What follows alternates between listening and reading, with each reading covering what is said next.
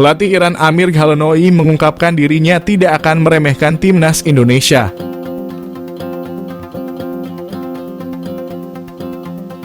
Ghalenoy tak mengubah komposisi atau skema permainan menghadapi skuad Garuda dalam pertandingan uji coba di Qatar.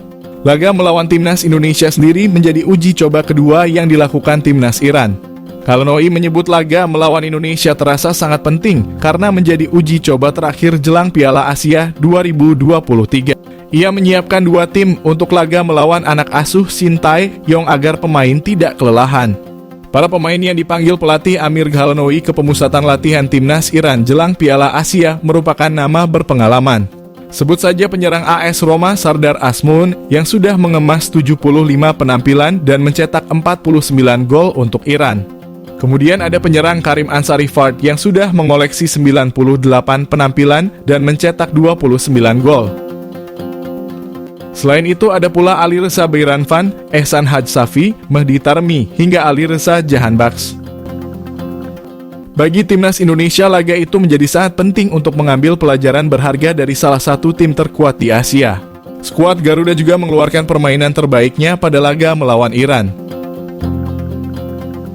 Legenda Irak anggap remeh timnas Indonesia.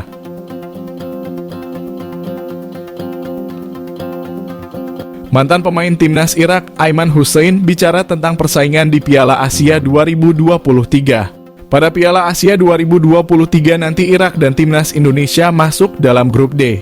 Irak akan bersaing dengan Jepang dan Vietnam untuk lolos ke babak selanjutnya. Menariknya, tiga tim yakni skuad Garuda, Irak, dan Vietnam baru saja saling bertarung. Mereka masuk dalam grup yang sama di putaran kedua kualifikasi Piala Dunia 2026 zona Asia. Pada pertemuan itu, Irak menunjukkan dominasi sebagai salah satu tim kuat di Asia. Mereka sukses mengalahkan Indonesia dan Vietnam. Aiman Hussein menjelaskan bahwa Irak saat ini tidak dalam tim terbaiknya. Salah satunya karena lini belakang mereka masih belum sesuai harapan.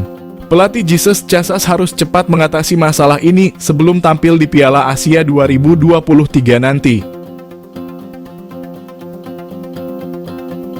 Irak harusnya tidak terbuai dengan kemenangan atas Indonesia dan Vietnam. Menurutnya, kualitas mereka jauh lebih baik dari dua tim tersebut. Aiman mengingatkan bahwa Irak terkenal dengan tim yang memiliki pertahanan solid. Hal ini harus diperhatikan dengan baik oleh Casas. Irak datang ke Piala Asia 2023 bukan tanpa target. Aiman menilai bahwa masyarakat memiliki harapan agar Irak bisa meraih juara di ajang tersebut. Semua pemain harus berjuang keras agar misi tersebut bisa dicapai dengan baik.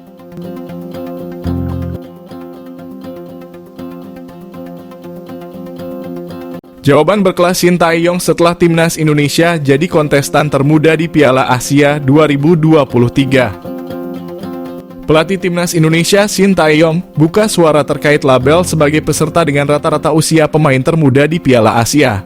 Sejak melatih timnas Indonesia, Shin Tae-yong memang merombak materi pemain. Berdasarkan data dari akun X penyedia peringkat sepak bola VOT Rankings, rata umur pemain timnas Indonesia di Piala Asia adalah 24 tahun. Sesudah timnas Indonesia, timnas Tajikistan menjadi negara termuda kedua, disusul timnas Kirgistan dan Vietnam. Marcelino Ferdinand berlabel sebagai pemain termuda di timnas Indonesia. Diikuti Hoki Caraka dan Ivar Jenner. Sementara itu, kontestan tertua di Piala Asia menjadi milik timnas Lebanon. Rival timnas Indonesia di Asia Tenggara, timnas Malaysia, bercokol sebagai kesebelasan tertua keempat di Piala Asia. Masyarakat Malaysia sebut timnas Indonesia satu-satunya tim Asia Tenggara yang gagal lolos 16 besar Piala Asia 2023. Timnas Indonesia disebut bakal menjadi satu-satunya tim dari Asia Tenggara yang gagal lolos ke 16 besar Piala Asia. Pendapat itu disampaikan salah satu akun TikTok beberapa waktu lalu. Sebuah akun bernama @bola kita memposting video soal prediksi mereka untuk ajang Piala Asia. Mereka menyebut skuad Garuda tidak punya peluang untuk lolos dari fase grup. Seperti diketahui, ada 4 negara Asia Tenggara pada ajang Piala Asia kali ini. Selain Indonesia, 3 negara lain yang akan ikut serta adalah Thailand, Vietnam, dan Malaysia. Melihat hasil undian fase grup, timnas Indonesia memang tergabung di grup yang cukup sulit. Pasukan Sintayong berada di grup D bersama Jepang, Irak, dan Vietnam. Perjuangan timnas Indonesia untuk lolos dipastikan bakal berat, tapi paling tidak masih bisa lolos sebagai runner-up grup atau via peringkat 3 terbaik. Meski berstatus sebagai tim underdog di grup D, timnas Indonesia wajib membuktikan diri di ajang Piala Asia kali ini. Siapapun lawan yang dihadapi, para pemain harus memberikan 100% kemampuan mereka di lapangan. Vietnam takjub lihat persiapan timnas Indonesia jelang Piala Asia 2023 mulai dari TC ke Turki hingga naturalisasi.